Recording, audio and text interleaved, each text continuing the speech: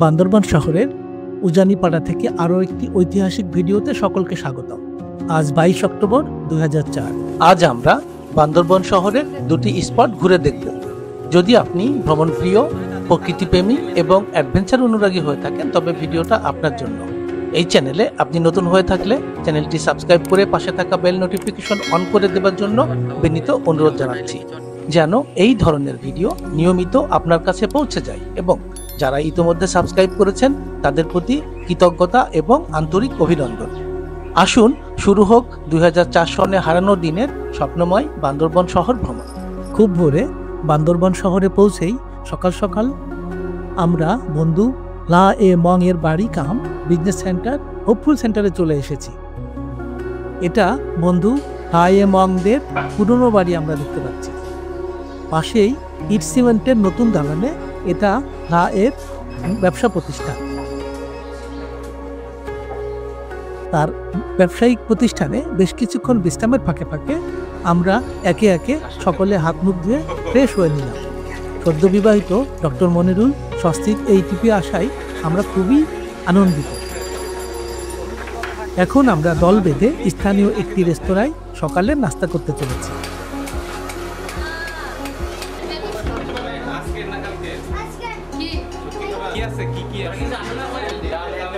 নাস্তা সম্পূর্ণ হবার পর আমরা চলে এলাম শহরের মেঘলা স্পটে। মেঘলা স্পট তখন বান্দরবানের খুবই গুরুত্বপূর্ণ ও মনোমুগ্ধকর একটা দ্রষ্টব্য ছিল। গাড়ি থেকে নেমে আমরা সিঁড়ি ধরে আস্তে আস্তে স্পটের দিকে নেমে গেলাম। মেঘলা স্পটে চমৎকার পাহাড়ি সবুজ রাস্তা এবং পরিচ্ছন্ন লেক আমাদের খুবই পছন্দ হলো।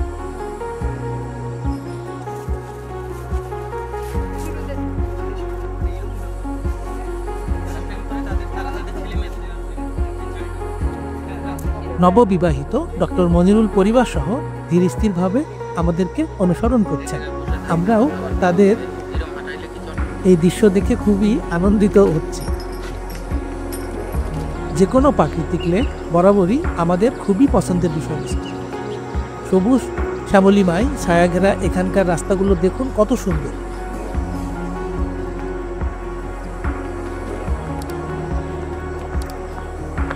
এখানকার চিড়িয়াখানায় দেখতে পেলাম বাংলাদেশের বিরল প্রজাতির এশিয়ান পামসিপেল, যা বাংলায় গন্ধগোকুল বা ঘাসখাটাস নামে পরিচিত।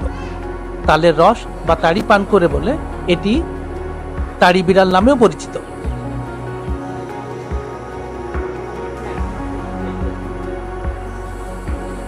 এখানে বাংলাদেশের আরো একটা দুর্লভ পাখি দেখতে পেলাম। পাখিটার বাংলা নাম কাঠময়ূর, ইংরেজি নাম ইন্ডিয়ান পিকক ফ্রেজার। প্রাকৃতিক পরিবেশে বুনো সিনপুল, প্রজাপতি, নীল শিলাদামা পাখি যার ইংরেজি নাম ব্লু রকটাস এবং ধোড়া সাপও দেখতে পেলাম। দেখুন ধোড়া সাপটি কি সুন্দর সাঁতরে লেক পার হচ্ছে। এটা বেজি বা মঙ্গস।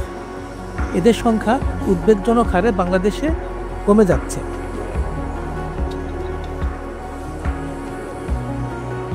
দেখুন কি সুন্দর একটা শিকারি পাখি আকাশে ডানা মেলে উঠছে। পাখিটার ইংরেজি নাম ইন্ডিয়ান কর্মোরেন্ট, বাংলায় এটি দেশি পানকৌড়ি নামে পরিচিত।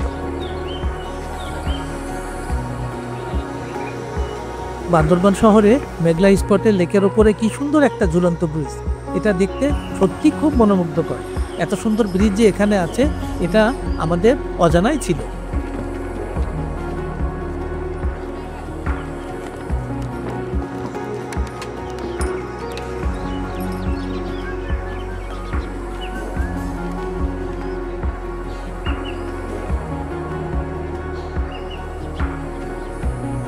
দর্শনীয় স্থান দেখা শেষ করে শিমু ওইখানে বসে একটু বিশ্রাম নিচ্ছিল।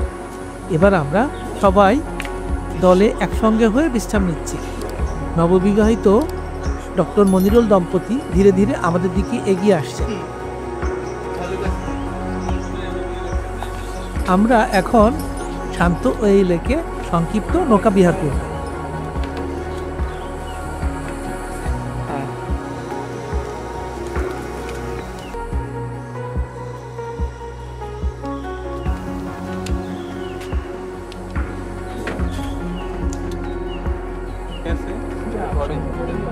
আমাদের মেঘলা স্পট ভ্রমণ প্রায় শেষের দিকে চলে এসেছে। আমাদের এবারের গন্তব্য বান্দরবান স্বর্ণ মন্দির। স্বর্ণ মন্দির চূড়া দেখতে অপূর্ব।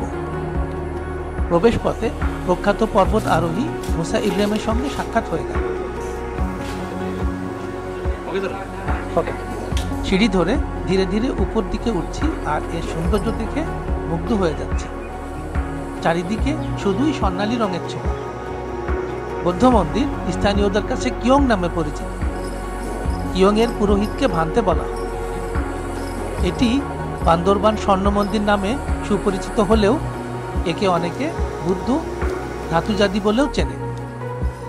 এটি বাংলাদেশের সর্বাপেক্ষা বড় বুদ্ধ তীর্থস্থান।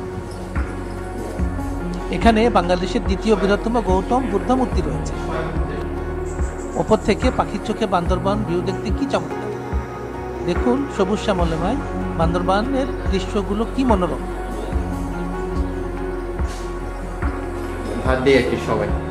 গৌতম বুদ্ধের পৃথিবীতে আগমনের দৃশ্যগুলো ভাস্কর্যের মাধ্যমে নান্দনিকভাবে উপস্থাপন করা হয়েছে। শিশু গৌতম বুদ্ধ হতে দেবতা গৌতম বুদ্ধ সবই দৃশ্যমান।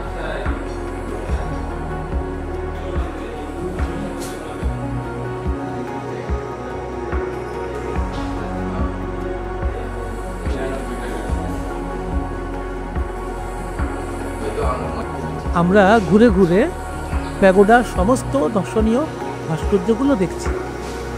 সারিবদ্ধ অনেকগুলো ভাস্কর্য দেখতে পাচ্ছি। সারিবদ্ধ অনেকগুলো ভাস্কর্যের পরিচয় আমাদের অজানা। আপনারা কেউ জেনে থাকলে কমেন্ট করে আমাদের অবশ্যই জানাবেন কোনটার কি নাম, কোনটার কি পরিচয়।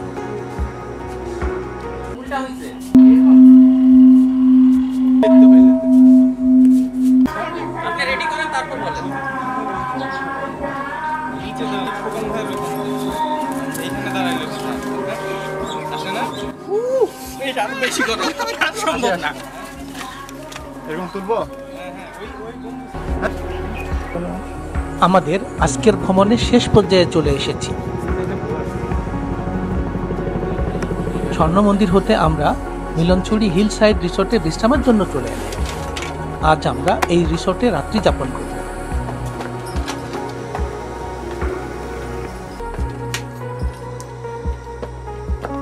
আগামীকাল আমরা আপনাদেরকে দেখতে নিয়ে যাব শৈলকুপা ঝর্ণা এবং চিম্বুক পাহাড়। আশা করি ভিডিওটা আপনাদের ভালো লেগেছে। ভিডিওটা ভালো লেগে থাকলে লাইক, কমেন্ট, শেয়ার এবং আমাদের চ্যানেলটি সাবস্ক্রাইব করে আমাদেরকে অনুপ্রাণিত করার বিনীত অনুরোধ জানাচ্ছি। দেখা হচ্ছে পরবর্তী ভিডিওতে। সে পর্যন্ত ভালো থাকুন, সুস্থ থাকুন এই প্রত্যাশায় আজকের মতো বিদায় নিচ্ছি। সঙ্গে থাকার জন্য অসংখ্য ধন্যবাদ।